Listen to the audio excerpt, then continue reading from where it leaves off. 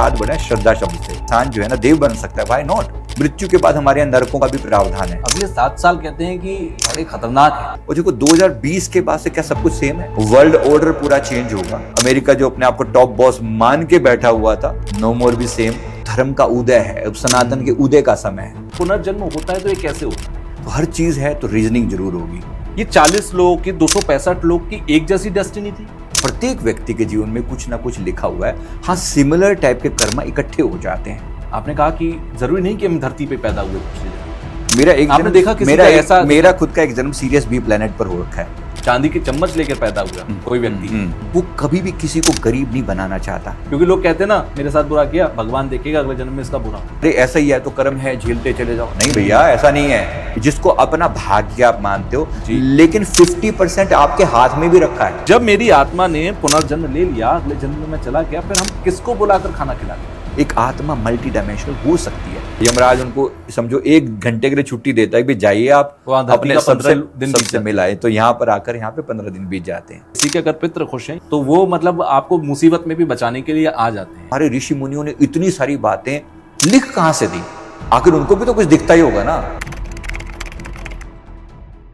तो आपका स्वागत है संजीव मलिक जी हमारे इस पॉडकास्ट में। और आज से पहले कई वीडियोस में, पॉडकास्ट में या रील्स के अंदर मैंने आपको देखा, और कई बार आपने कर्मों की बात की, कई बार आपने पुनर्जन्म की बात की, कुछ टाइम्स मैंने आपको सुना कि आप भविष्य मालिका का जिक्र कर रहे थे। लेकिन आज जो मैं बात करूंगा वो मैं पुनर्जन्म से ही जुड़ी हुई बातें आपसे करूंगा, साथ ही साथ पितरों से जुड़ी हुई बातें, हमारे कर्म हमारी जिंदगी को कैसे डिसाइड करते हैं इसकी बातें। क्योंकि लोग नहीं मानते कि भाई पुनर्जन्म में हमने क्या किया, हम क्या थे, हम अगले जन्म में क्या बनेंगे। हम इन बातों पर ज्यादा फोकस अगर करें, इससे बेहतर ये होगा कि हम जो जिंदगी जी रहे हैं उसको अच्छे से जी लें, जैसे भी हम चाहते हैं। वो पाप है कि पुण्य है वो एक अलग का मैटर है, बट जैसे भी हम जीना चाहते हैं हम जी लें। क्योंकि हमें नहीं पता इसके बाद हम जीकर कहां जाएंगे। क्योंकि बहुत सारे लोग ये भी उदाहरण देते हैं कि भाई इस्लाम में तो मानते ही नहीं है पुनर्जन्म होगा, तो अगर उनका पुनर्जन्म नहीं हो रहा तो हमारा क्यों होगा। तो ये बहुत सारी चीजें हैं जिन पर मैं बात करूंगा। तो सबसे पहले आपका स्वागत। और सबसे पहले मैं आपको ये समझना चाहूंगा कि पुनर्जन्म होता है तो ये कैसे होता है, क्या है ये कहानी, क्या है ये थ्योरी। देखो, एक बात जानना बहुत जरूरी है कि अगर आप कोई भी व्यक्ति जन्म से जिस कंडीशन में जन्म लेता है, एक सवाल सबके मन में पैदा होता है। मैं अगर बीमार पैदा हुआ तो क्यों बीमार पैदा हुआ? व्हाई मी? जी, है ना। मैं किसी गरीब घर में पैदा हुआ तो क्यों हुआ? अंबानी के घर में पैदा क्यों नहीं हुआ? कुछ तो कारण होता होगा। बिल्कुल ना। प्रकृति, परमात्मा, कुछ भी बिना कारण के कभी कुछ नहीं होता यहाँ पर। तो हर चीज है तो रीजनिंग जरूर होगी। और रीजनिंग है तो इस जीवन में जो बच्चा पैदा हुआ उसकी क्या रीजनिंग है, उसके पीछे कोई रीजनिंग नहीं है। आप कह सकते हैं अनुवंशिक है, ऐसा वैसा, पर अनुवंशिक भी है तो क्यों? व्हाई मी? बिल्कुल, है ना। मैं ही क्यों? बिल्कुल। Why not somebody else? मैं अंबानी के घर में क्यों नहीं पैदा हुआ? सीधी सी बात है ना। यहाँ कंसेप्ट आता है पुनर्जन्म का। मानो ना मानो, आपके जीवन में अनेक घटनाएं ऐसी होती है जिसको आप भाग्य कहते हैं। मेरे भाग्य में लिखा होता है एक्सीडेंट हो गया, अभी इतने 265 लोग जो है उस प्रेल दुर्घटना में मर गए। क्यों? क्या हुआ? आखिर क्या उनका भाग्य ऐसा था? क्या लिखा हुआ था? कुछ तो कर्म। माफी के साथ रुके, एक छोटा सा सवाल यहीं पर लेता हूं। 265 लोग अगर मर गए, या अभी जो उत्तराखंड के अंदर, हिमाचल के अंदर त्रासदियां आई, उनमें लोग मारे गए, ये 40 लोगों की, 265 लोग की एक जैसी डेस्टिनी थी, एक जैसी किस्मत थी कि उनको ऐसे मरना था, या एक को मरना था और बाकी के जो बचे हुए लोग थे वो गेहूं में घुन की तरफ पिस गए? नहीं, ऐसा बिल्कुल भी नहीं है। प्रकृति यहाँ गेहूं में घुन रहा था, कोई सिस्टम नहीं है, बिल्कुल भी नहीं है। जो होता है, प्रत्येक व्यक्ति के जीवन में कुछ ना कुछ लिखा हुआ है। हाँ, सिमिलर टाइप के कर्म इकट्ठे हो जाते हैं। जैसे अगर मैं आपको एग्जाम्पल से यही बात बताऊं कि जो फेट इन लोगों का हुआ, जो प्लेन क्रैश में मरे, ये सवाल मुझसे पहले भी किसी ने पूछा था। तो as a past life regression therapist जब मैं थोड़ा इसके डेप्थ में गया, अब जाहिर सी बात उन लोगों की फोटो या उनके नाम तो मेरे सामने नहीं थे, लेकिन एक प्रार्थना के रूप में हम एंजल से पूछा कि हुआ क्या है, आखिर इनके क्या कर्म है। क्योंकि सवाल पूछ रहे हैं लोग। जब 1,00,000 डिग्री का जो 1,00,000 किलोमीटर पेट्रोल जब जल रहा है और उसके अंदर आप पूरा का पूरा शरीर आपका विद इन सेकंड जो है ना, वो राख बन जा रहा है, तो आखिर कर्म क्या हुआ होगा जो इन लोगों का ये फेट इनको भुगतना पड़ा। तो यहां से कर्म की बात समझ में आती है। हमें जो बताया गया, किसी समय में इनमें से कुछ लोगों का, सबका नहीं बात कर रहे हैं, लगभग उसमें बताया गया कि 100 से ज्यादा लोगों का कुछ भविष्य का एक पार्ट दिखाया गया हमें, झलक। वो क्या थी? एक गांव, दो गांव के बीच में किसी तरह का, मतलब 2 एंटी ग्रुप थे। पहले के समय में सदा से चलती आई ये पॉलिटिक्स, तो एंटी हैं, कुछ फेवरेबल हैं आपके। तो एक ग्रुप के लोगों ने दूसरे एक ग्रुप के लोगों का एक व्यक्ति जो है लड़का दूसरे गांव की लड़की को भगा के ले गया। अच्छा। अब उसके चक्कर में वो जो गांव लड़की वाले थे कि ये हमारी इज्जत पर इसने प्रहार किया है, हम जाके इसका हिसाब करेंगे। गुस्से में तमतमाते हुए वो लोग अपने जो भी उनके पास इंस्ट्रूमेंट थे, हथियार थे, लेकर उन पर हमला करने के लिए आए। बजाय इसके कि उस लड़के को पकड़ते, उससे हिसाब करते, उन्होंने कहा पूरे गांव को देख लेंगे। जैसे दुश्मनी होती है ना, गांव की दुश्मनी होती है, तो गांव की दुश्मनी निकालने का समय ऐसे में शरारती तत्व भी एक्टिवेट हो जाते हैं। तो जब वहां पर देखा तो वो तो नहीं मिला, वो तो कहीं और जा चुके थे। उन्होंने गुस्से में आकर पूरा गांव के लोगों को, जैसे वो घरों में थे अपने, जाकर चारों तरफ से उनके ऊपर जो उनको घेर के ना, उन पूरे के पूरे गांव को आग लगा दी। तो उस आग में जो है कुछ 200, 250, 300 लोग जो है वो जल के भस्म हो गए। मतलब अब जीते जागते लोगों को आप ऐसे मार डालोगे, जिंदा जला दिया। अब ये किस्मत का खेल देखो, ये जिन्होंने सब आपने किया। देखा। ये बात हमें एंजल्स ने रिप्लाई किया ओके, कि ये आंसर है, इसके पीछे कुछ लोगों का फेट ये है। सबकी बात नहीं हो रही, ऐसे ही कुछ और का मिला के, उनका भी कुछ सिमिलर टाइप की चीजें थी, अलग अलग टाइप के मिला के, फिर उन सबको कंबाइंड करके जब ऐसा होता है ना, तो समय आने पर कि उनका वो कर्मा अब मैच्योर हो चुका है, फल देने हो गया। तो अब ये समय आया है जहां पर एक घटना घटी और उसमें ये सब लोगों को इकट्ठा कर दिया गया, चाहे वो कहीं पर थे। सबको एक ही फ्लाइट में आकर बैठना था, सबको वहीं जाना था। अब सोचिए, प्रकृति का खेल है, उसमें जो है ना एक व्यक्ति बच भी गया, जिसको बचाना था उसको बचा भी लिया गया। जो एक बच गया। हाँ, नहीं, उसकी भी बातें हैं। मतलब उसके बारे में ये था कि कहीं ना कहीं ये व्यक्ति परमात्मा के साथ कनेक्टेड था, इसके साथ एंजल जुड़े हुए थे, उसको बचाने का कुछ था। इसने भी कुछ ऐसा शुभ कर्म किया हुआ था कि जलती आग में से किसी को निकालने के लिए इस व्यक्ति ने अपना जी जान लगा दिया था। परमात्मा ने उसके कर्म का बदला उसे दे दिया, उसे बचा लिया गया आग में से। और जिनके साथ नहीं था उनके साथ फिर जो हुआ वो हुआ। देखो, हर व्यक्ति जिसके दिल पे लगी है ना, क्योंकि उस समय सैकड़ों लोगों ने हमें फोन करके पूछा क्यों, आखिर क्यों। अब देखो, कहीं ना कहीं तो कोई तो रीजनिंग होगी, वाई मी, वाई मेरा परिवार, लोग पूछेंगे ना। बिल्कुल। तो कहीं ना कहीं आंसर निकलता है, कोई माने ना माने।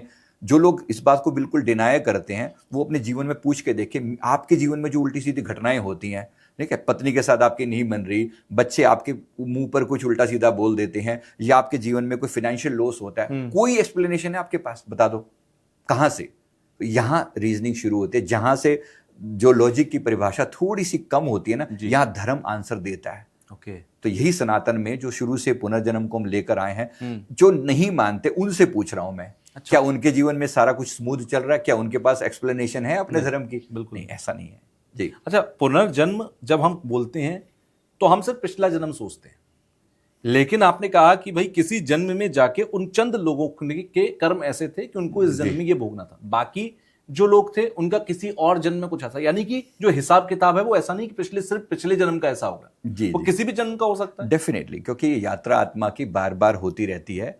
मतलब हमारे कोई एक जन्म तो हुए नहीं ना, मैंने अपने पता लगाए हैं। अच्छा। कुछ लगभग 9 लाख से ज्यादा जन्म हो चुके हैं। मतलब आपकी आत्मा 9 लाख बार पर जन्म ले, अलग अलग स्थानों पर, इवन दूसरे प्लैनेट्स पर भी। अच्छा। हाँ, ये भी होता है। इसी को हम स्टार सीड बोलते हैं हम अपनी भाषा में। ओके। कि यानी हमारी आत्मा डिफरेंट प्लैनेट से भी आई है, उनके भी अपने एक्सपीरियंसेस हैं। इसके अलावा इस जीवन में भी यहाँ पर धरती के भी बहुत सारे एक्सपीरियंस है। इसमें मैंने अलग अलग तरह के रोल भी प्ले करके देखे हैं। वो सारे मैंने अपनी यात्रा देखी, मैंने और लोगों की क्या क्या दिखा आपको अपनी यात्रा में? मतलब मैंने अपनी यात्रा में तो बहुत कुछ देखा है अपने यहाँ। मैंने 9 लाख जन्म बहुत बड़ी बात होती है। मैंने उसमें से 200 लाइफ टाइम अपने देखे हैं, करीब। उसमें अलग अलग यात्राएं मैंने डिफरेंट टाइप में देखी। हर जन्म में, क्योंकि आपने अपना देखा है और लोगों का भी देखा होगा, हर जन्म में इंसान ही होता है या किसी जन्म में मैं, क्योंकि 84 लाख योनि की बात बिल्कुल होती है, बिल्कुल, तो किसी जन्म में मैं कुत्ता था, किसी जन्म में मैं हाथी था, किसी जन्म में मैं शेर था। यस, ये भी होता है, डेफिनेटली होता है। क्योंकि ये सारी बातें हमारे उसमें शास्त्रों में भी है, उसके हिसाब से मैच भी करती है और होता भी है। उदाहरण के लिए मतलब बात अगर आपने छेड़ी है तो बता देता हूँ। कोई व्यक्ति जब, जैसे अपने कोलकाता रेप केस जैसा इतना जघन्य कर्म होता हुआ देखा, क्या आप चाहेंगे इस व्यक्ति ने, जिसने ये दुष्कर्म किया, इस व्यक्ति का फेट क्या होगा? आप और मैं मान लो सामान्य इंसान की तरह सजा देने लगे तो कितनी क्या सजा देंगे? सोच के देखिए। सजाए मौत, उस शायद उससे भी भयंकर अगर कुछ पॉसिबल हो तो देंगे क्योंकि ना। हमारी नजर में यही सबसे बड़ा है। और इसके अलावा भी अगर आपके पास सोचने का मौका हो, क्या, क्योंकि परमात्मा जो है ना, जब सोचता है ना, हम जो सोच रहे हैं, हमारे सारी कलेक्टिव कॉन्शियसनेस का नाम ही तो परमात्मा है। बिल्कुल। वो परमात्मा जब सोचेगा ना सिमिलर टू, जैसे हम सब इतने एग्रेशन से भरे होते हैं, how dare you do that, किसी व्यक्ति के साथ तुम इतना बुरा कैसे कर सकते हो। बिल्कुल। तुम्हारे अंदर जो भी किसी भी तरह का तुम्हारे इमोशन रहे होंगे, कितनी भी तुम्हें तुम्हारे अंदर आग लगी पड़ी होगी, जब वहां बात कर रहे हो तो क्या कर रहे हो, why are you doing that with somebody else. तुम अपने घर में बैठ के जो मर्जी करो, लेकिन जब दूसरे के साथ कुछ करते हो वहां कर्मा बनता है। और जब ये घटना घटी होगी तो मैंने जो देखा, मतलब ऐसे लोगों का जो फेट होता है ना, ये जो दुष्कर्म की जो सजा है, परमात्मा यहाँ तो जो उसका होगा, मतलब यहाँ का जो कोर्ट वोट जो दोषी ठहराएगा, जो सजा देगा, इसके बाद मृत्यु के बाद हमारे यहाँ नरकों का भी प्रावधान है। मेरे किसी और पास्ट लाइफ में मैंने किसी का देखा, इनका तो मैं नहीं बता रहा एग्जैक्टली, क्योंकि अभी तो ये घटना चल ही रही है। मैंने जो देखा कि इस तरह के जघन्य कृत्यों के लिए हमारे यहाँ कुंभीपाक नाम का एक नरक होता है, कि वहां पे भी इनको अच्छे से उनकी सिकाई की जाती है, समझाया जाता है उनको। फिर अगला जन्म जो होता है ना, वो कुत्ते बिल्ली या इतनी लोअर स्पीसीज का होता है, जहां पर ये पूरा जीवन रिग्रेट ही करते रहते हैं। मतलब परमात्मा, आप सोच के देखिए, क्या आप और मैं एग्री करेंगे इस बात के लिए कि इस व्यक्ति का अगला जन्म कुत्ते का हो? मतलब मैं कह रहा हूं जस्ट सोचने के लिए ना, व्हाई नॉट। मतलब जब हम सोचते हैं कि तुम इतना जघन्य कृत्य कैसे कर सकते हो, जब बात यहां आती है ना, तो सोचो, पर हम जैसे लोग सोच लेते हैं, तो परमात्मा भी तो हम सबकी कलेक्टिव एनर्जी का एक पार्टी तो है ना। बिल्कुल। इसलिए कहते हैं इंसान क्या बदला लेगा जब भगवान बदला लेता है। राइट, वो अपना हिसाब किताब करता है, और इसीलिए इतनी सारी यूनियां बनी हैं, इसीलिए इतने सारे वो बने हैं ट्रैक करने के लिए। तुम जो कृत्य करते हो, जो काम करते हो, जब उसकी लिमिट क्रॉस करते हो, देखो पॉजिटिविटी में भी है, शुभ में भी, हमारे यहाँ इंसान देवी देवता के रूप में भी जा सकता है। हमारे यहाँ इतना भी प्रावधान है कि इंसान जो है ना देव बन सकता है, व्हाई नॉट। जो कभी इंद्र हैं, जो आज इंद्र देव के रूप में अग्निदेव हैं, कभी इंसान भी रहे थे। अच्छा, हमने ये भी मतलब इंसान अपने अच्छे कामों से हो सकता है अगले जन्म में भगवान इंद्र बन जाए। बिल्कुल, वो स्वर्ग का राजा हो। डेफिनेटली पॉसिबल, ये पॉसिबिलिटी है, बिल्कुल पॉसिबल है। हमारे शास्त्रों में लिखा है ना, देखे ना, कि इसने इतना तप किया कि इंद्र का सिंहासन डोलने लगा। ऐसा ये तो सुना है ना, पुराने जमाने में सुना है कि भाई इंद्र का सिंहासन खतरे में पड़ गया। वो खतरे में क्यों पड़ा? मतलब उसको ये पक्का है कि ये व्यक्ति अगर अपग्रेड हुआ तो ये आके मेरे सिंहासन पे भी बैठ सकता है। मतलब ये हमारे यहाँ प्रोविजन है दोनों, कि आप चाहो तो कितना भी ऊंचा उठ सकते हो, और चाहो तो कितना गिर भी सकते हो।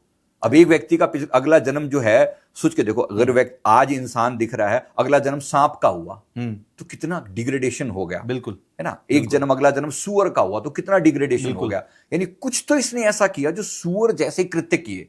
अब इसी व्यक्ति के लेके चलो, जो व्यक्ति ऐसा कृत्य करता है, अगर परमात्मा को सुअर बना दे, क्या आप और हम एग्री करेंगे? शायद कर जाएं। बिल्कुल, मतलब सोचिए ना कि जो इतना इसको, बिल्कुल, हम जो अपनी नजर से सबसे गिरा हुआ समझते होंगे, हम कहेंगे हाँ ये दे दो, इसको देना चाहिए, है ना। तो बस ऐसे ही परमात्मा भी कहीं ना कहीं वही सोच जाती है कि ये व्यक्ति इंसान बनने के लायक नहीं है। अगर ये बन गया और फिर इसने दोबारा हरकत करी, फिर कौन जिम्मेवार है? प्रकृति परमात्मा का भी ऐसा ही काम है, कर्म का सिद्धांत ऐसे रिग्रेट होना चाहिए, रिग्रेट होना चाहिए अच्छे से। इसीलिए नरकों का प्रावधान भी है कभी कभी, कि जब तक इस बंदे के दिमाग में तुम्हें ज्यादा मतलब आग लगी पड़ी है, अगर ऐसा है तो देखो, हमारे यहाँ एक ऐसा नरक का प्रावधान भी है जहां पे एक व्यक्ति को, मतलब दूसरे ऑपोजिट जेंडर के, अगर तुम्हें ज्यादा ही मतलब सेक्सुअल और ये सब चीजें है ना, तो ऑपोजिट जेंडर के आग फायर है उसके अंदर, लोहे की बनी हुई प्रतिमा है, और उसके साथ इसको करने को कहा जाता है कि ठीक है तू ज्यादा ही है ना, तो लगे यहाँ पर, तेरे को पता लगे कि क्या होती है चीज। जो लोग रेप करते हैं, जो जघन्य अपराध इस तरह के करते हैं, ऐसा है, ऐसे नरक भोगने पड़ते हैं। ये नरक भोगने पड़ते हैं, ये सारे प्रावधान हैं। और हम क्यों, मैं वही वाली बात कर रहा हूं, देखो हमारे इमोशन कितने एग्रेसिव हो जाते हैं जब हम इस बारे में सोचते हैं। तो इंसान जब देखते, ऐसी लोग जो हत्या करते हैं, किसी को मार डालते हैं, क्या कसूर था उसका? जब आपने किसी ने भी ऐसा किया होगा, परमात्मा कहीं ना कहीं हिसाब तो सबका करता है, और कहीं ना कहीं हमारा मन इसके लिए एग्री भी करता है कि है तो है। तो और शुभ कर्मों का भी हमने ये भी देखा और ये भी देखा, दोनों लेवल का। हमारा सनातन इस मामले में बहुत वास्ट है, बहुत डिटेल में नॉलेज देता है इस मामले में।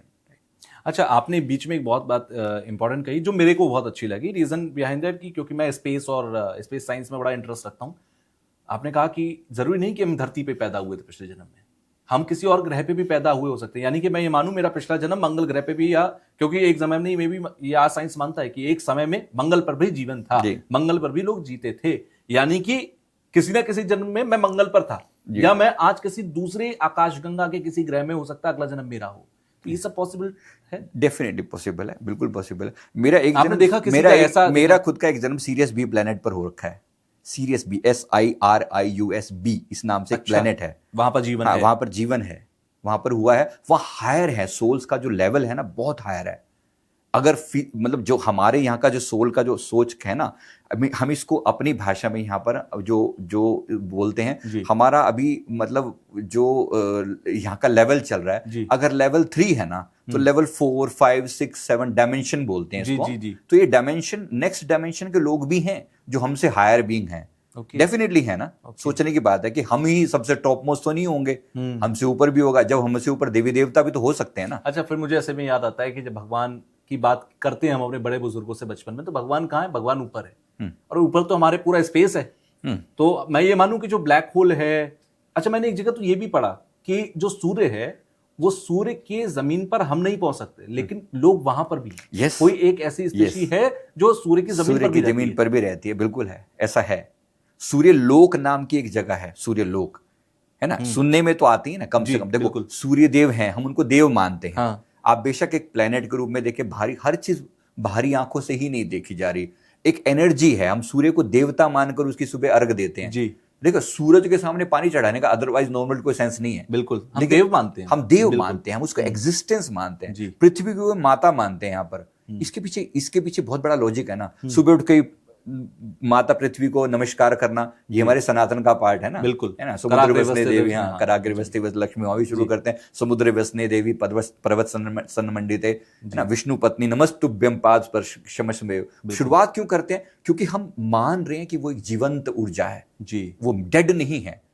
आप उसको डेड ट्रीट करोगे तो फिर उसके बाद तो सारी चीजें डेड है, ये मेज भी डेड है और ये सारी चीजें ओवरऑल।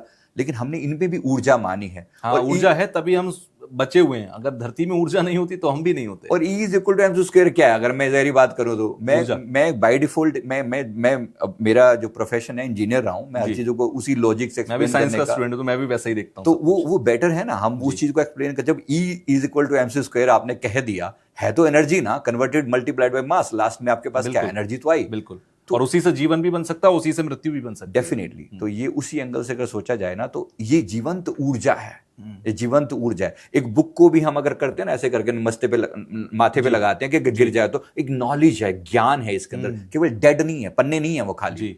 तो उस ऑथर ने जब लिखा होगा, उसकी एक नॉलेज है जो इसके अंदर कन्फाइंड है, वो एनर्जी के तौर पर उसमें, एनर्जी के रूप में उसमें है। बस ऐसे ही सूर्य की भी एक ऊर्जा है, वहां पर भी उस टाइप के लोग हो सकते हैं। शनिदेव भी हम कहते हैं, शनिदेव का भी एक लोक है, शनि लोक है जी। तो वहां के भी कुछ ऐसे जो आज दुनिया में बैरिस्टर हैं, जो जज हैं, वकील हैं, ये कहां से आते होंगे? कोई गाइडिंग फैक्टर, कोई इनकी भी ऊपर सुपर अथॉरिटी होती होगी, तो वो शनि लोक है। ऐसी एक ब्रह्म लोक करके है। दुनिया में जितने आर्ट जो क्रिएटर टाइप के लोग हैं, जो फिलोसोफर हैं, वो ज्ञान, जो ब्रह्म ज्ञान की बातें करते हैं, ये सब ब्रह्म लोक से आते हैं। ऐसे विष्णु लोक है, उनकी भी अपनी वहां कर। अच्छा, आप ये कह रहे हो कि मतलब दुनिया में अगर हमें आकाश में या हमें ग्रहों पर कुछ दिख नहीं रहा, इसका मतलब ये नहीं कि वहां कुछ है नहीं। बिल्कुल। हम कहते हैं कि शुक्र पर जीवन संभव नहीं है, हो सकता है कि वहां पर ऐसा जीवन संभव हो जो हमारे लिए संभव नहीं, लेकिन उनके लिए संभव। डेफिनेटली। इसी को सूक्ष्म लोक बोलते हैं जी। सूक्ष्म लोक का मतलब वो फिजिकली दिख नहीं रहे हैं पर एग्जिस्ट करते हैं। इस धरती पर भी ऐसी कितनी ही आत्माएं जो दिखती नहीं है, पर एहसास होता है लोगों को कि मेरे आसपास में कोई दिव्य ऊर्जा है, कोई पॉजिटिव या नेगेटिव एनर्जी, दोनों हैं। बिल्कुल। और ये तो हम ऐसे भी समझ सकते हैं, समुद्र की ऐसी गहराइयों में जहां पर इंसान नहीं रह सकता, फट के शरीर चूरा चूरा हो जाएगा, वहां पर कुछ स्पीशीज हैं जो रह सकती जो वहीं रह सकती हैं। राइट। तो उन ग्रहों पर भी ऐसी चीजें हो सकती हैं, यानी कि जीवन दूसरी जगहों पर भी है। राइट। इन बातों में मैं एक चीज और पर आता हूं कि जैसे मैंने शुरुआत में भी जिक्र किया पुनर्जन्म की, क्योंकि हम बात कर रहे थे। सनातन धर्म मानता है कि पुनर्जन्म है, इस्लाम कहता है पुनर्जन्म नहीं होता, जो है वो यही है, इसके बाद हमें कहीं नहीं जाना, मरकर खाक हो जाना है। क्या जो नहीं मानता या इस्लाम नहीं मानता, क्या उनके लिए नहीं होता? ऐसा बिल्कुल भी नहीं है। सनातनी रूल है वो सबके लिए है। ये मरेगा तो डिफरेंट रूल होगा और वो मरेगा तो डिफरेंट रूल होगा। हाँ, ये नॉट एट ऑल, मतलब इस बात का कोई अर्थ ही नहीं बनता। मानना ना मानना हमारी मान्यता हो सकती है। अच्छा, वो कर्म के सिद्धांत को एक्सप्लेन करके दिखा दें फिर। अगर नहीं होता पुनर्जन्म तो तुम गरीब क्यों पैदा हुए बताओ? तुम पंचर क्यों लगा रहे हो जरा बताना? मतलब अगर मैं उसी भाषा में आऊं तो फिर let me talk in that language only. तुम क्यों कर रहे हो? तुम गरीब क्यों हो? तुम क्यों स्ट्रगल कर रहे हो? तुम अरेबियन में ही क्यों सारे पैदा हुए हो? वाई? बताओ, एक्सप्लेन करो अगर बात आती है तो। क्यों तुम्हारा जन्म किसी हरे भरे सुंदर देश में नहीं हुआ? एक्सप्लेनेशन तो फिर हर बात की आती है। तो क्वेश्चन तो बनते हैं। मानना ना मानना, देखो एक धर्म है, उसकी अपनी मान्यता कुछ भी हो सकती है, वो मैटर नहीं करता। मैटर ये कर रहा है कि आप किसी चीज को लॉजिक से एक्सप्लेन कर सकते हो, जी, है ना। यहाँ बात लॉजिक की कर रहे हैं, हम लोग लॉजिकल लोग बैठे हैं, जी। तो एक कर्म सिद्धांत समझ में आते हैं। आज मैं कुछ भी कर रहा हूं, energy can not be created, can not be destroyed. बिल्कुल। अगर मैं मतलब अभी देखिए, हम बात कर रहे हैं, मान लो मैं किसी बात से नाराज होकर आपको गाली देता हूं, कहीं ना कहीं आपको इंपैक्ट करेगी, बिल्कुल। ठीक है। आपके और मेरे बीच में एक कर्म बंधन, आप चाहे मैं आप मेरे को बोले या ना बोले, लेकिन मन में ग्रज क्रिएट हो जाएगा ना। बिल्कुल। यार कभी मौका मिला छोड़ूंगा नहीं इसको, हाँ, है ना। सोचिए, बिल्कुल। अब ये कर्म बंधन क्रिएट होगा आपके और मेरे बीच में, हाँ। एनर्जी जनरेट हुई, नेगेटिव एनर्जी जनरेट हुई, जिसने आपके दिल पर इंपैक्ट किया। आप और हम अभी तो यहां पर नहीं है, मान लीजिए हम किसी कारण से अभी बदला आपका पूरा नहीं हुआ, फिर कभी 10 साल बाद हमें मिले, आपके मन में देखते क्या भाव आएगा, यार ये वही बंदा है जिसने मेरे को, है ना। अगर मान लो ये टाइम ओवर हो गया, समहाउ आप और हम चले गए, मर गए, और दोबारा जन्म लेके आए, फिर एक दूसरे के सामने कहीं आत्मा अगर मान लो आ गई, तो फिर ये ग्रज फिर वैसे का वैसे, देखते ही आपको मेरे से नफरत पैदा हो जाएगी। ये बंदा वही है, चाहे आपको पता नहीं होगा, लेकिन आपके मन में नफरत आएगी। यार बंदे को देख के ना ऐसा लग रहा है कि जैसे, मतलब मैं प्रैक्टिकल बात बताता हूँ, बिल्कुल। एक लेडी ने हमसे आकर कहा, कहती मेरी ना बेटी पैदा हुई है, करीब उसकी बेटी अभी कुछ 2 साल की है, कहती जब से पैदा हुई है मेरे को दिल करता है इसकी गर्दन, मतलब मैं इसको मार डालूं। मैंने कहा यार ये कैसी बात कर रही है, मतलब ये सच में हमारे लिए बड़ा अजीब सा था। पास्ट लाइफ रिग्रेशन किया मैंने इसका, कि हमारे लिए बड़ा अजीब केस है, बेटी को मार डालूं, ऐसा केस, मतलब ऐसा कहां से आ रही होगी फीलिंग इसके अंदर। बिल्कुल। देखा हमने पास्ट लाइफ में, ये जो माँ और बेटी हैं, पिछले जीवन में 2 सगी बहनें थी, और जो बड़ी बहन है, यानी माँ जो है वो बड़ी बहन थी, इसकी शादी हुई, बड़ी खुशी से अपने परिवार के साथ, पति के साथ वहां जाके अपना इसने जीवन बिताना शुरू किया। कुछ 8-10 साल बहुत खुशी से इन्होंने अपना जीवन बिताया।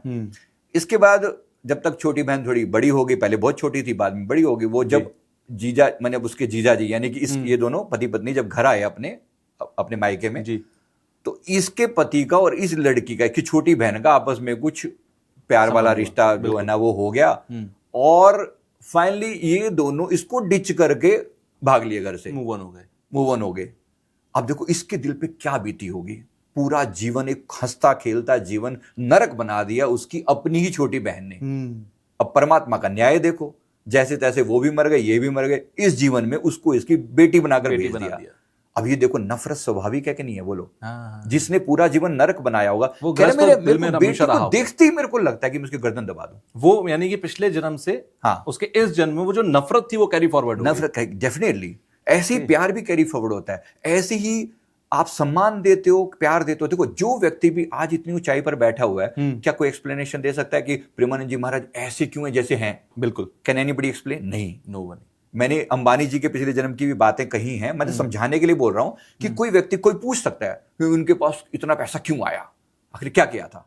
तो वहां से शुरू होती है, कुछ पीछे की थोड़ा सा एक पन्ना पलट के देखो ना, तो कुछ रहस्य सामने आते हैं। तो this is one of them, जैसे मैंने आपको भी एग्जांपल दिया। इवन मैंने प्रेमानंद जी महाराज जी का भी पास्ट मैंने किसी जीवन में बताया। उनके एक शिष्य हमारे पास आए, अच्छा, और उन्होंने कहा कि मैं अपने बारे में कुछ जानना चाहता हूं, क्योंकि मेरे दिल में मतलब ऐसा कुछ चीजें आती है जो मेरे लिए अनएक्सप्लेनेबल हैं। उनके पास्ट में जब हम उनको लेकर गए ना, तो बीच में एक टाइम उन्होंने देखा, उन्होंने जैसे ही अपना पास्ट देखना शुरू किया ना, तो एक ऐसी दिव्य चीज हमारे सामने आई जो कि अनएक्सप्लेनेशन, मतलब अनएक्सप्लेनेबल थी। वहां पर हमारे हाथ जुड़ गए। उन्होंने कहा कि मैं देख रहा हूं गोलोक धाम में है, मतलब गोलोक धाम में भगवान श्री कृष्ण और राधे रानी वहां पर मौजूद हैं। उनकी दिव्य आभा चारों तरफ फैली हुई है, उनका इतना सुंदर स्वरूप है। उनके बीच, उनके आगे कुछ आचार्य बैठे हुए हैं। उनमें से एक जो हैं वो प्रेमानंद जी महाराज हैं, और उनके साथ उनकी दिव्य ऊर्जा ऐसे मैच कर रही जैसे ये भी उन्हीं का ही स्वरूप है। मैं जो देख पा रहा हूं, मुझे लग रहा है ये और वो सिमिलर एनर्जी में है, वही सेम पैटर्न, सेम एनर्जी है।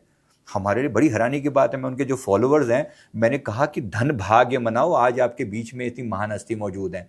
बाद में तुम उनके चरण पादुकाएं पूजते फिरोगे, लेकिन आज जीते जी जान लो कि वो कौन है। वो छोटी मोटी बात नहीं है ये। मतलब अब पता तो लगे ना, पास्ट लाइफ आपको यही रोल प्ले करने, मतलब एक रोल प्ले होता है, आपको कहीं ना कहीं समझ में आता है कि व्यक्ति ऐसा है तो ऐसा क्यों है। तो भाई हम इस बात को नमस्कार करें कि वो किस लेवल पर आए हैं। ऐसे ही हमने अनेक लोगों का पास्ट देखा, तो उनकी प्रेजेंट समझ में आता है कि ये कैसे हैं, ये आज है तो क्यों है, ये आज है तो क्यों, और आगे अगर ये आज ये कर रहा है तो आगे इसका क्या होने वाला है। इससे ये भी डेफिनेटली इंटरप्रिटेशन बन सकती है। बिल्कुल, वो नहीं, बहुत इंटरेस्टिंग बातें, बल्कि मैं तो आपकी बातें सुनते सुनते भूल जाता हूं कि बीच में मुझे पूछना क्या है। तो मैं पूछना आपसे ये चाह रहा था कि आपने कहा कि इस जन्म के, पिछले जन्मों के जितने भी अच्छे अच्छे कर्म थे, प्रेमानंद जी महाराज हो गए, अडानी साहब हो गए, अंबानी जी हो गए, राहुल गांधी हो गए, बहुत सारे लोग कहते हैं बताओ चांदी की चम्मच लेकर पैदा हुआ कोई व्यक्ति, ठीक है, वो चांदी की चम्मच लेकर पैदा तो हो गया। अब एक गरीब आदमी या जो उससे पीछे खड़ा व्यक्ति है, वो इस बात को जिंदगी भर, एक इंसानी नेचर है जलना और कुड़ना, दिल्ली दिल की, यार हम क्यों नहीं, हम क्यों नहीं चांदी की चम्मच लेकर गांधी परिवार में पैदा हुए या किसी और परिवार में पैदा हुए। राइट। क्या मैं जीते जी अपनी चीजों को इस हिसाब से सेट कर सकता हूं कि अगले जन्म में मुझे चांदी की चम्मच लेके पैदा होना है? Definitely, why not, definitely. आप देखो हर चीज में परमात्मा के पास अबंडेंस है, अबंडेंस है। वो कभी भी किसी को गरीब नहीं बनाना चाहता जी। जब पहली बार उसने कभी संसार में हमें भेजा होगा ना, he has sent us with full power, full abundance के साथ सब कुछ देके भेजा, लेकिन एक रोल प्ले करने को दिया गया। मान लो एक व्यक्ति पूरे जीवन में धन के साथ खूब पैदा हुआ, अब उसने धन को, एक व्यक्ति ने धन को बढ़ाने पर कार्य किया, जो उसको मिला विरासत में, जो लेकर आया, चांदी का चम्मच लेके पैदा हुआ, लेकिन उसने उसको बढ़ाया।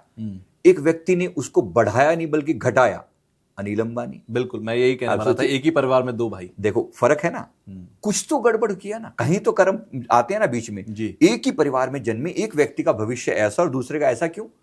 आज पूरी ईडी सब उनके पीछे लगी पड़ी है, दुनिया भर की कोई केस चल रहे हैं। एक भाई उसी संपत्ति को ग्रो करके ले गया और एक कहां पीछे, फर्क है ना, देखो कहां से आया। तो कर्म कितना बड़ा रोल प्ले करते हैं हमारे जीवन के अंदर। तो बात यही हो रही है कि आप अगर आज अपने शुभ कर्म करो, देखो एक चीज सिंपल प्रिंसिपल है, जो चीज दोगे बांटोगे वो मल्टीप्लाई होगी और वही तुम्हें भर भर के मल्टीप्लाई होके मिलेगी। यूनिवर्स का रूल है, जो दोगे वो कई गुना मल्टीप्लाई होके वापिस आएगा। अच्छा, एक सवाल मेरे मन में हमेशा आता है जी, ये सवाल मेरे मन में ये आता है, मान लीजिए कि एक शख्स है जिसने आकर मेरे साथ बहुत बुरा किया, मान लीजिए उसने आकर मुझे थप्पड़ मारा, ठीक है, या मेरा कोई नुकसान कर दिया। अब मेरे मन में सवाल ये आता है कि इसने मुझे थप्पड़ मारा या मुझे कोई नुकसान पहुंचाया, ये मेरे पिछले जन्म का कोई हिसाब किताब था, या इसने शुरुआत कर दी किसी कर्म की जो अगले जन्म में ऐसा होगा इसके साथ? क्योंकि लोग कहते हैं ना, मेरे साथ बुरा किया, भगवान देखेगा अगले जन्म में इसका बुरा होगा, लेकिन हो सकता है वो मेरे पिछले जन्म का हिसाब किताब तो जो पूरा हो गया, जीरो हो गया। क्या कोई तरीका है जिससे मैं ये समझ सकूं कि भाई ये मेरे पिछले जन्म का हिसाब किताब था या ये मेरा एक नए जन्म का हिसाब किताब शुरू हो गया यहां से? देखो दोनों, इसका तरीका क्या है जी। इन जनरल आप पहली बात तो देखो, जो फेट वो आपको मिल रहा है, कोई व्यक्ति आके आपका अपमान कर रहा है, अगर इस बात, वैसे तो ये बात परमात्मा के हाथ में, एग्जैक्ट बता पाना तो इतना आसान नहीं है कि कोई सिम्टम से सीधा पता लगे कि पुराना है कि नया है। दोनों ही केस में एक व्यक्ति आपको आके अपमान कर रहा है, आप उसे डील कैसे करोगे? आप डील कैसे करोगे? सोचो, एक तो ये कि आप उसको ये मान के चलो कि मेरा फेट है, इसको मुझे गाली देनी थी डेली, तो क्या आप सह लोगे इस बात को? वो वाली गाली जी वाली बात की, एक गाल पे थप्पड़ पड़ा दूसरा भी आगे कर दो, राइट। लेकिन इसका मतलब क्या उस अन्याय को बढ़ावा नहीं दे रहे आप? बिल्कुल पॉसिबल भी नहीं है, पॉसिबल भी नहीं है। मैं कह रहा हूं लॉजिकल रहो यहां पर, बिल्कुल लॉजिकल बात करो यहां पर। इवन इफ मेरे पिछले जन्म का रहा होगा, देखो सीधा सीधा तरीका तो नहीं है इसका, सही बताऊं तो जी, लेकिन इवन इफ लॉजिक ये भी रहा होगा कि मेरे पिछला जो हिसाब होगा, तो इस जीवन में उसने मारा क्यों? तो क्या मेरा मतलब हिसाब किताब ना करूं मैं उसके साथ? ठीक है, मैं एक बार थोड़ा सॉफ्ट हो सकता हूं, मान लो कि एक मिनट के लिए मैं धर्म के मार्ग पर हूं और मैं कहता हूं कि हाँ चलो मेरा हिसाब हो रहा होगा, लेकिन इसका मतलब अगर मैं इसको सहता चला जाऊं तो ये व्यक्ति तो बढ़ता चला जाएगा हर कल। बिल्कुल, इसकी हिम्मत बढ़ जाएगी। हो सकता है पहली बार में, अब मुझे क्या करना चाहिए, मतलब प्रैक्टिकली उसे क्या करना चाहिए? प्रैक्टिकली ये कि मैं एक बार तो शायद मैं चुप रह जाऊं या उसको प्यार से समझाने की कोशिश करूं, लेकिन सेकंड टाइम अगर ये बंदा करे तो मैं क्यों ना उसके खींच के एक लगा दूं? फिर सीधी सी बात है भाई, क्यों, वाई मी? अगर तुम ज्यादा ही हरकत करोगे, इसका मतलब मैं ये कह रहा हूं अन्याय को बढ़ावा नहीं देना।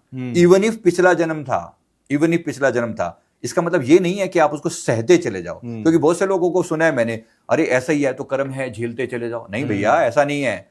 परमात्मा ने कुछ बातें पिछले जन्म से ली हैं जिसको अपना भाग्य आप मानते हो, लेकिन 50% आपके हाथ में भी रखा है। परमात्मा ने कुछ ऐसा लिख के नहीं रखा होगा कि तुम रिएक्ट नहीं करोगे इसके ऊपर, ये नहीं लिख के रखा हुआ। हाँ, कुछ घटनाएं घटेंगी, कुछ घटनाएं घटेंगी जो पिछले जन्म से रिलेटेड हैं, जिसको आप अपना भाग्य बोलते हो। भाई मेरा एक्सीडेंट होना तो होगा, राइट, ये एक मेरा फेट है जो मिलना है, लेकिन मैं कितनी जल्दी रिकवर करूंगा ये अभी भी मेरे हाथ में है। ये मेरे प्रेजेंट कर्मा है। तो मेरे प्रेजेंट कर्मा ऐसे हों कि पुराना हिसाब भी हो, पर एट द सेम टाइम मैं ऐसा भी ना हो कि अपने मन में ग्रज लेकर बैठा रहूं और दुखी होता रहूं। नहीं, ऐसा नहीं।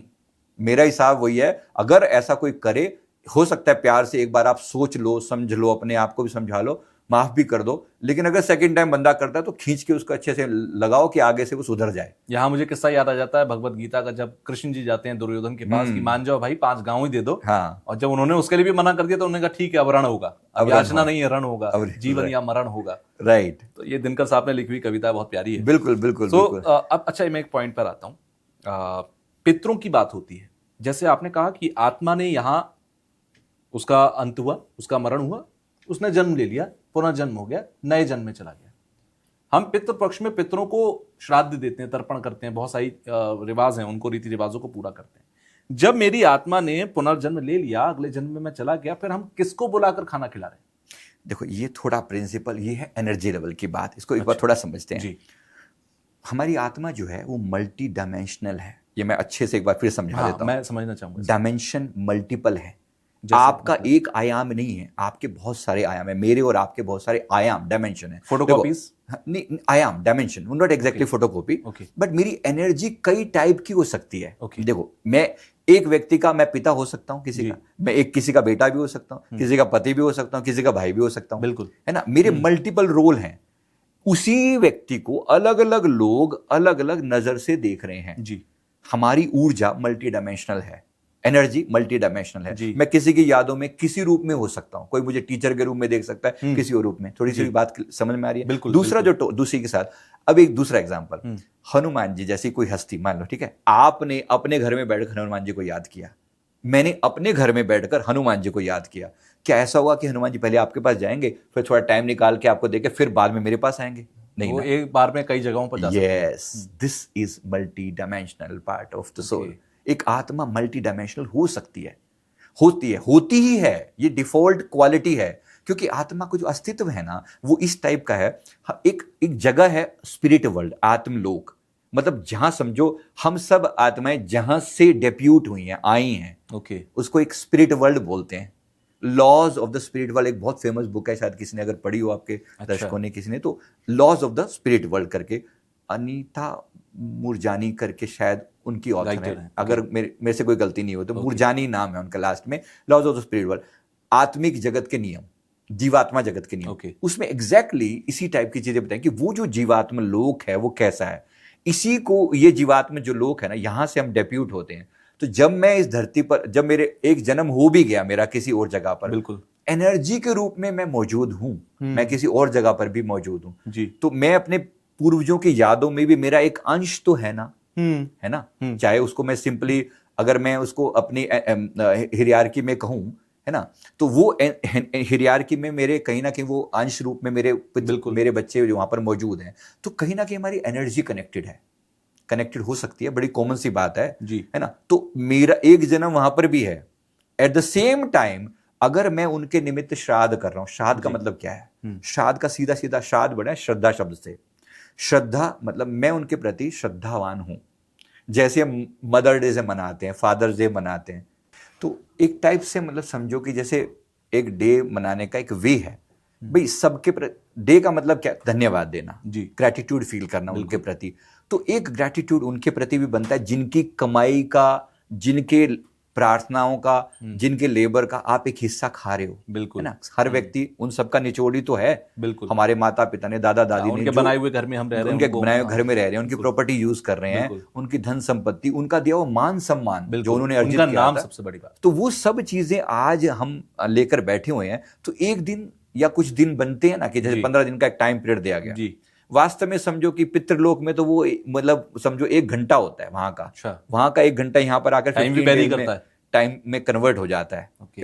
वैसे यमराज उनको समझो 1 घंटे के लिए छुट्टी देता है कि जाइए आप अपने सबसे मिलाए, तो यहाँ पर आकर यहाँ पे 15 दिन बीत जाते हैं। तो वो पितृपक्ष में अलग अलग पितरों के लिए होता है भी, जो अविवाहित पितर थे उनके लिए आज श्राद्ध कर दिया, विवाहित थे उनके लिए जैसे सर्व पितृ अमावस्या होते हैं जिनका आपको पता नहीं होता। तो यानी ओवरऑल आप उनके प्रति श्रद्धावान होकर उनका धन्यवाद कर रहे हो। अब श्राद्ध होता किस चीज से है, इसके लिए 2-4 जनरल बातें बता रहा हूं जी। मतलब आप एनर्जी ट्रांसफर कर रहे हो simply. Gratitude is the first thing that you are transferring. Second thing that you are transferring is some जाप। जैसे मान लो मैंने कुछ पुण्य किया, क्योंकि उनका लिया हुआ आप यूज कर रहे हो, तो बदले में आप थोड़ा सा कुछ दे रहे हो। एक तो ग्रैटिट्यूड दे रहे हो, फिर मान लो मैंने कहा कि मैंने आज महामृत्युंजय की एक माला करी और मैं अपने पितरों को समर्पित करता हूं, दिस इज पॉसिबल। ये सबसे इजीएस्ट किया हुआ तर्पण है समझो, सबसे इजी। जो भी आप जाप करते हैं उसका एक अंश भाव रूप में कहिए कि हे प्रभु, इसका एक अंश मेरे पितरों को समर्पित हो।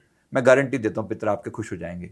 मतलब इसका तरीका बता रहा हूं आपको, जी, क्योंकि मैंने उनकी एनर्जी से कनेक्ट करके देखा है। मैं एक सोल हीलर हूं, एनर्जी हीलर हूं। जब मैं कनेक्ट करता हूं तो वो सारी एनर्जी पता लगती है कि एक्चुअली एनर्जी जहां का रही है।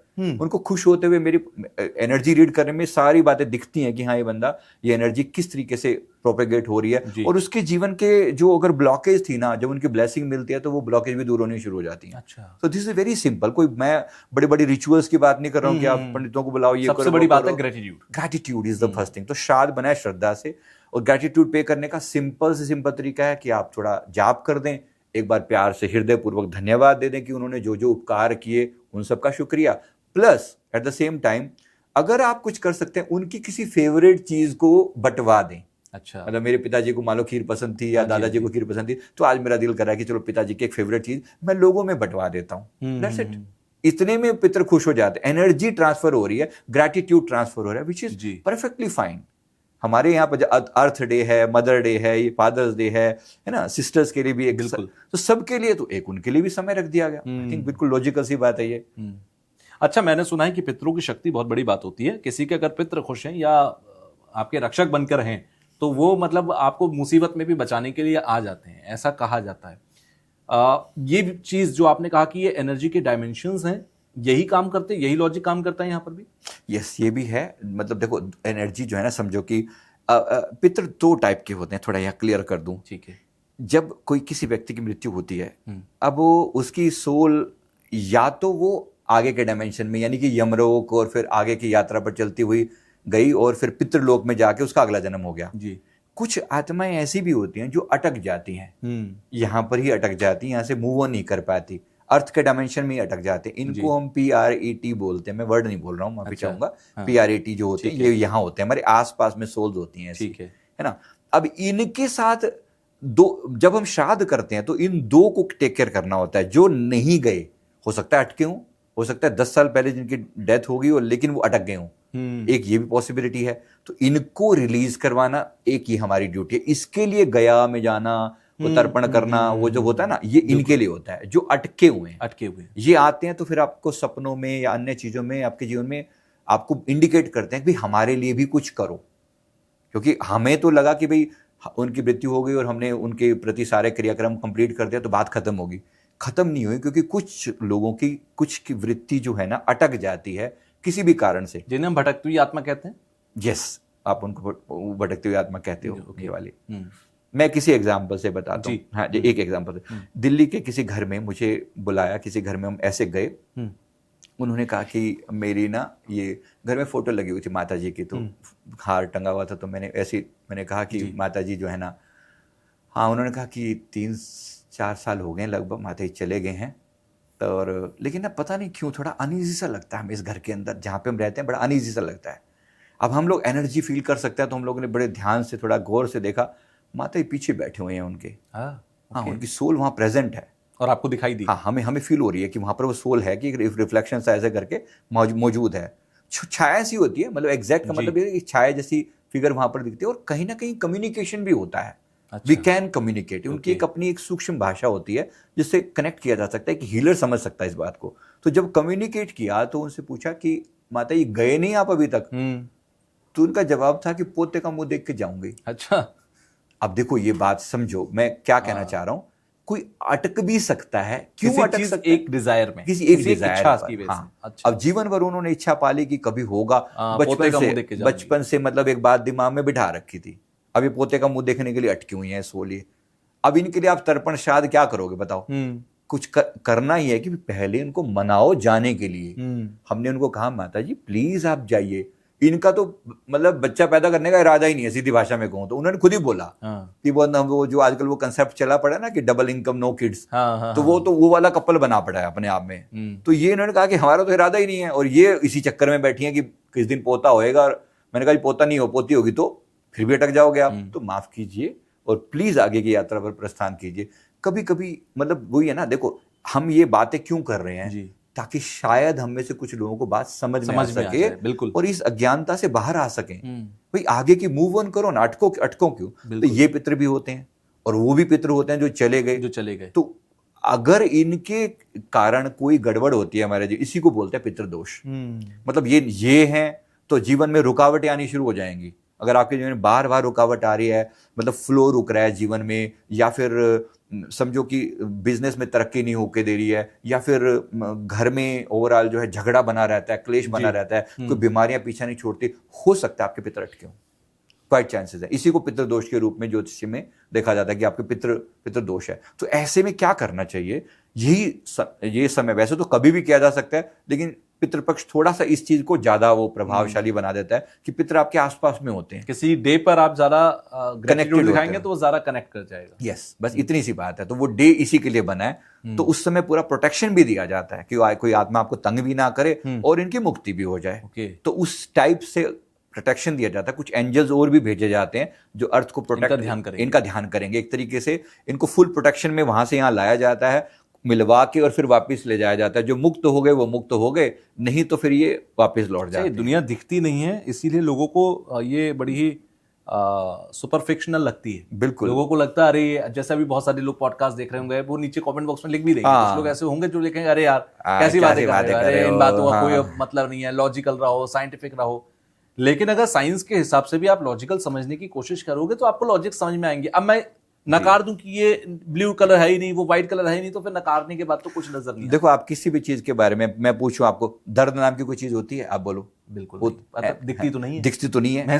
प्रेम नाम की कोई चीज होती है? दिखती नहीं, बस महसूस होती है। बस ऐसे ही समझो, ऐसे ही समझो। अगर ऐसे एक्सप्लेनेशन देने चलोगे तो फिर कुछ भी नहीं है ना, फिर कुछ भी नहीं है। पर ऐसे बंदे के खींच के एक तमाचा दर्द देना चाहिए, उसे पूछो कि दर्द हो रहा है कि नहीं हो रहा, हो तो दिखाओ।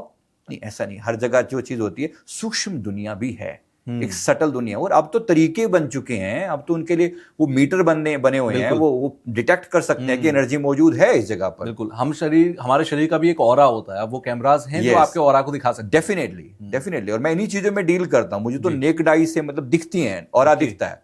मैं आपका भी ऑरा देख सकता हूँ, मैं बाकियों का भी ऑरा देख सकता हूँ। हाँ, मेरा ऑरा बताइए। आपके ऑरा में ब्लू कलर सबसे प्रोमिनेंट है। अच्छा। मतलब मेन जो कलर है व्हाइट में ब्लू है। ओके, ये मैं आपको वैसे बताऊं। इसका मतलब क्या होता है, मतलब आपका जो बेसिक जो है ना, ज्ञान चक्र सबसे ज्यादा एक्टिव है। अच्छा। जिस चक्र जो आपकी ऊर्जा सबसे ज्यादा पावरफुल होगी वहां पर होता है। तो ओवरऑल व्हाइट है, मतलब एक प्योरिटी वाली सोल है, प्लस उसमें ब्लू कलर मिक्स है। ब्लू कलर का मतलब ये होता है कि आपका ज्ञान लेना, सीकर सोल जो उसको बोलते हैं, कि ज्ञान और देखो और जानो और जानो और जानो, और जो है वो शेयर करो। ये वाला सोल आपका टाइप है, ये वाला। अभी इस सोल और बहुत सारी डिटेल बताई जा सकती हैं, कहाँ कमी है, कहाँ प्लस है, वो सारी बातें फिर थोड़ी पर्सनल लेवल पे चली जाती है। इन जनरल जो है वो इस टाइप से ऑरा पता चलता है। अब जब पॉजिटिव लोगों का ऑरा पता चलता है तो नेगेटिव भी पता चलता ही होगा। बिल्कुल, उसी का ही पार्ट है। तो जो ग्रे जिनका ऑरा होगा ना, मतलब वो एक्चुअली वहां नेगेटिविटी है। और आसपास में भी पता लग जाता है कि भाई इस रूम में भी कोई नेगेटिविटी है या कहीं पे, वो भी पता लगता है। जैसे कहते हैं इस व्यक्ति को नजर लग गई है, तो उसके ऑरा को नजर लगती है। यस, ऐसा ही होता है। यस, उसके ऑरा में कुछ ऐसा पार्ट है जो थोड़ा डार्क सा था, जो वो दिखता है। नजर लगना मतलब क्या, एक नेगेटिव एनर्जी का इंपैक्ट हुआ, उसके ऊपर ट्रांसफर हो गया। किसी व्यक्ति के अंदर जेलसी की एनर्जी थी, है ना, इसके पास, इसने अपना धन को शो ऑफ किया, मेरे पास इतनी बड़ी गाड़ी है। जिसके पास नहीं है उसके मन से निकला, हाय मेरे पास भी होती, इसके पास क्यों। तो वो जेलसी की भी एक एनर्जी है जो उसकी तरफ ट्रांसफर हो गई, उसके साथ कनेक्ट हो गई। ये नजर लगना होता है। फिर जब हम नजर उतारते हैं तो उसके ऑरा से हमने वो एक्चुअली वो एनर्जी ली और बाहर कर दी। बस इतनी सी बात है। तो थोड़ी सी समझने की चीज है, और कोई बड़ी बात बहुत साइंटिफिक है मुझे लगता है। क्योंकि जो चीज दिख जाए, आज से 50-60 साल पहले ये एक इंस्टाग्राम पर मैंने देखा था कि हम मानते थे कि हमारा ये सौरमंडल यही दुनिया है, यही बस अंतरिक्ष है।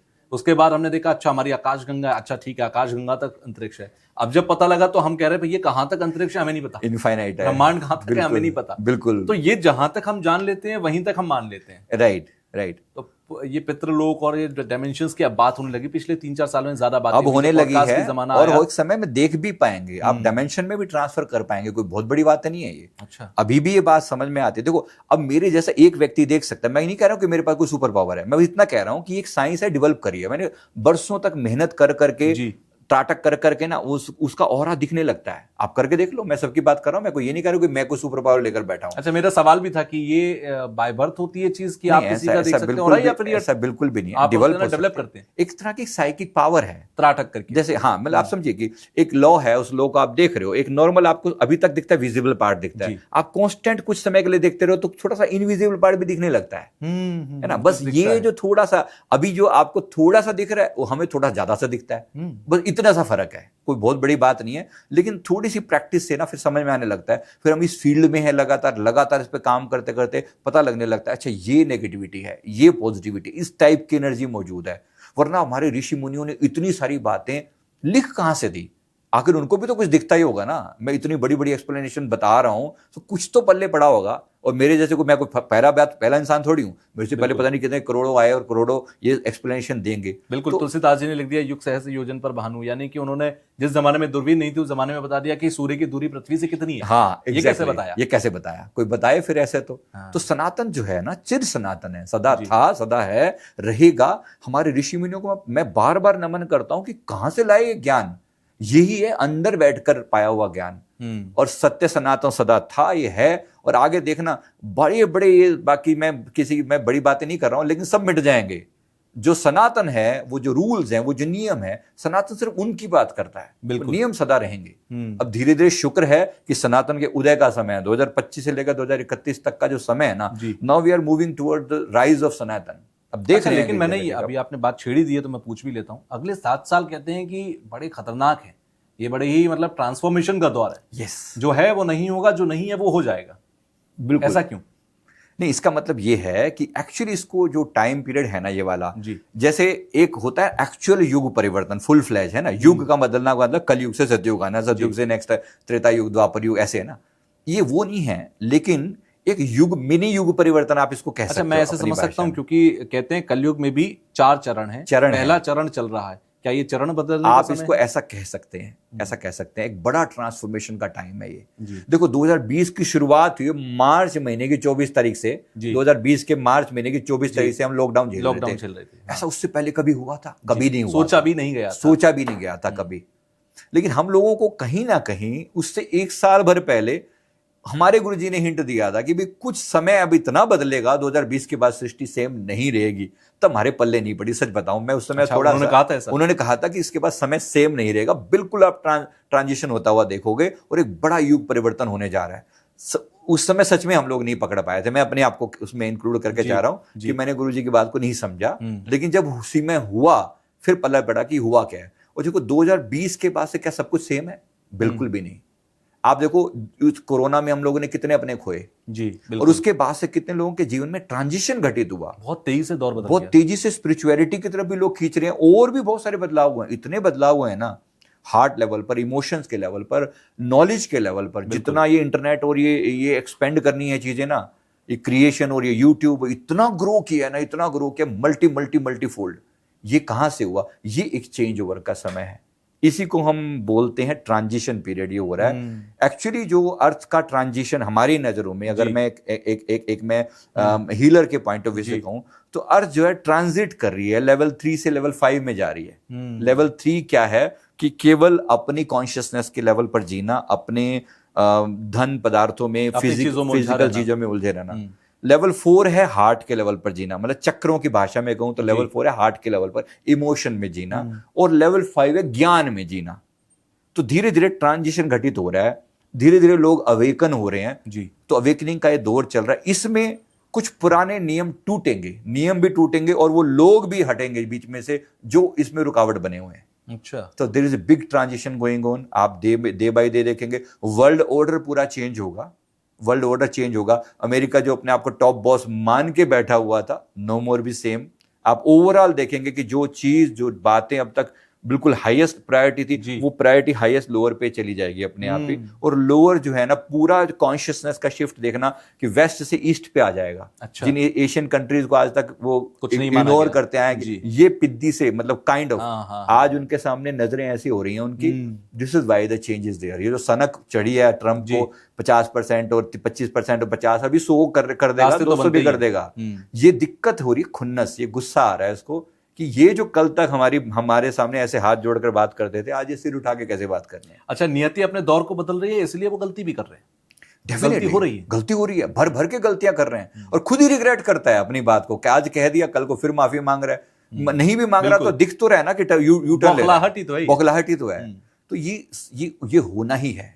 एक दौर है, समझो, समय चक्र बदल रहा है। चक्र हमारा नीचे से ऊपर जा रहा है और इसका ऊपर से नीचे आ रहा है। इन्होंने पीक टच कर लिया, अब नीचे आएगा। यही सृष्टि का साइकिल है, ऐसे घूमेगा। तो धीरे धीरे करके अब धर्म का उदय है, अब सनातन के उदय का समय है।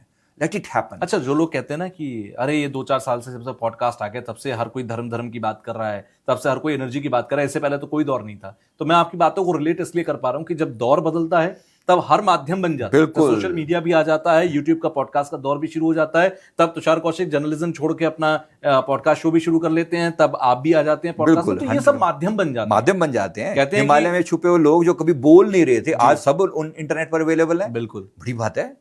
वो जागरूकता तो आती ही है, जागरूकता तो बनना शुरू हो जाती है। धन्य है, मैं कहता हूं इंटरनेट का ये युग, ये समय, ये ओवरऑल जो हो रहा है ना, बहुत बेहतरीन है। व्हाई नॉट, होना चाहिए। और सारी चीजें मिलकर अगर इंसान का उत्थान कर सके, इससे बड़ी क्या बात हो सकती है। बिल्कुल। सनातन का तेज जो है ना, दुनिया को पता लगना चाहिए। व्हाई नॉट, जो सदा से सत्य था वो सत्य है और आज हो रहा है, लोगों के सामने आ रहा है। व्हाई नॉट, हमारे ऋषि मुनि जो इतने समय से क्या कहते, उदय होना ही चाहिए। We all are responsible for that. और ये हिंदुस्तान के, भारत के उदय का समय है और एक दिन युग देखेगा दुनिया में। आज पब्लिकली बोल रहा हूं, ये जो अमेरिका हमें मिटाने चला था ना, आप इसको 2028 तक देखना। खुद ना मिट जाए तो मुझे कह देना, मिट जाएगा मतलब United State will no more be united. ये यूनाइटेड नहीं रहने वाला। इसके सबका बाप बनने की कोशिश करता है वो नहीं रहेगा। ये जो ब्रेक कर रहे हैं ना, देखो इन्होंने आज तक दूसरों की चिताओं पर रोटी सेकी है। मैं एग्जैक्ट वर्ड बिल्कुल इराक देख लीजिए, अफगानिस्तान देख लीजिए, और अभी देखिए यूक्रेन का भी वही हाल कर रखा है। वही कर रखा है। उससे पहले और इसकी पूरे वियतनाम और पीछे चले जाइए, जापान देख लीजिए, चाइना, कहां नहीं किया इसने। दूसरों की चिताओं पर रोटी सेकी है। हथियार बेचो, काम करो। अब प्रकृति इनका हिसाब करने का समय आ गया है। अब जब हर, जैसे हमारा इंडिविजुअल कर्मा होता है ना, ऐसे कंट्री का भी कर्मा होता है।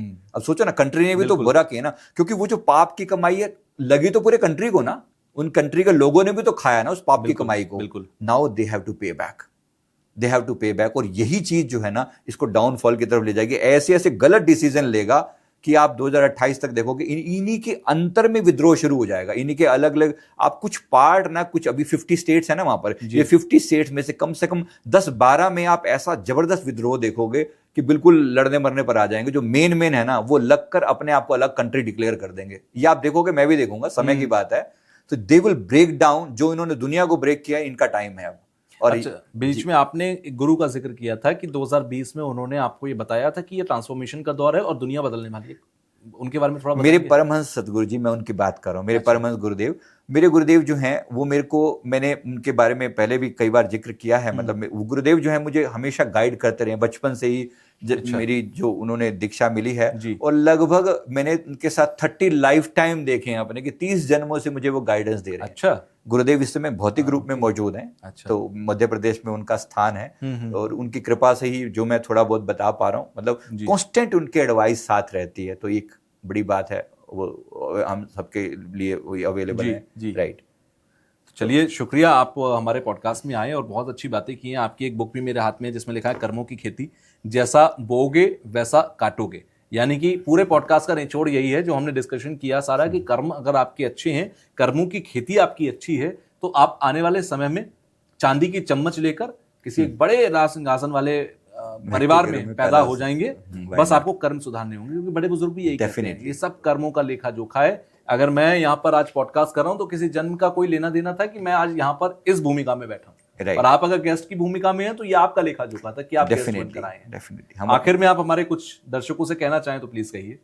हम बस, मेरा ओवरऑल सबसे ये निवेदन है कि इस समय सनातन के राइज का समय, हम सबको भी अपना फुल फ्लैज कंट्रीब्यूशन देना होगा।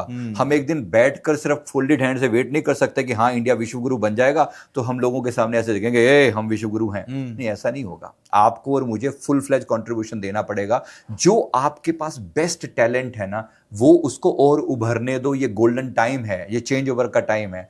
थोड़ा समय अपने आप के साथ बिताओ, थोड़ा मेडिटेशन करो, थोड़ा जाप करो, प्लस श्रीमद् भागवत गीता का पाठ अवश्य अपने जीवन को में शामिल करो। रामचरितमानस जो हमारे आदर्श हैं, कितना जानते हो आप उनके बारे में? मैं निवेदन करना चाहूंगा, प्लीज डेली बेस पर एक श्लोक श्रीमद् भागवत गीता का, एक रामचरितमानस की चौपाई या सुंदरकांड या कुछ भी, जी। मतलब कुछ तो आपके जीवन में हिस्सा हो, कभी कह सको आई एम प्राउड सनातनी, कह सको, और देश के लिए कभी आपके दिल में ये बात आए कि हाँ मैं अपने देश के लिए, मेरा भारत को महान बनाने में 0.001% कंट्रीब्यूशन मेरा भी था। बिल्कुल। और धरती पर बाकी जो रोल आप प्ले कर रहे हो, बेस्ट ऑफ द बेस्ट, आप चाहते हो कि आपको ये परिवार अच्छे से अच्छा बेहतरीन परिवार मिले, तो इस परिवार के साथ निभा लो अच्छे से जो आपके पास है। मतलब कि ये जो आपको सिचुएशन दी गई है ना, ये द बेस्ट है जो भी है, चाहे कितने भी चैलेंजेस हैं, चाहे आपके जीवन में फिजिकल बीमारियां हैं, यही सिचुएशन आपको पार निकालने के लिए है। उसी सिचुएशन को लेकर एक व्यक्ति डूब सकता है और उसी से पार भी हो सकता है। तो ये सिचुएशन दी गई है, हर सिचुएशन को एक्सेप्ट करो और अपना best of the best role play करके दिखाओ। इतना बेहतरीन हो कि आपके जाने के बाद भी पीछे तालियां बजती रहें कि एक बंदा आया था और इस स्टेज पर अपनी बेस्ट परफॉर्मेंस देकर गया है। मतलब मेरा यही निवेदन है, सब लोग फॉलो करें और थैंक यू सो मच। बिल्कुल, आपकी बातें सुनकर मुझे दो चीज़ों का याद आता है। एक तो कहते थे मेरे पिताजी कि एक वैसा कलाकार बनो कि जिसके सामने तालियां ना बजे, जो वो स्टेज छोड़कर चला जाए तो आदमी ताली बजाता रहे। और दूसरा ये जिस बात का आपने जिक्र किया कि भारत के उत्थान में आपको कुछ ना कुछ करना चाहिए, तो मुझे याद आ जाता है गिलहरी का किस्सा कि जब समुद्र पर पुल बनाया जा रहा था तो गिलहरी ने मैं क्या कर सकती हूँ, तो गिलहरी पानी में जाती, मिट्टी में जाती, थोड़ी मिट्टी पानी में डालकर वापस आ जाती, वो यही करती। तो वो आप कुछ नहीं कर सकते तो आप इतना तो कर ही सकते, इतना भर करेंगे तो वो भी काफी है। चलिए, बहुत अच्छा लगा मुझे आपसे मिलकर और धन्यवाद। आप आए स्टूडियो में, बहुत अच्छी अच्छी बातें हमने की। अगला पॉडकास्ट हम फिर करेंगे, सब्जेक्ट आप लोग बता सकते हैं कि क्या रखा जाए। फिलहाल के लिए धन्यवाद जी, थैंक यू वेरी मच।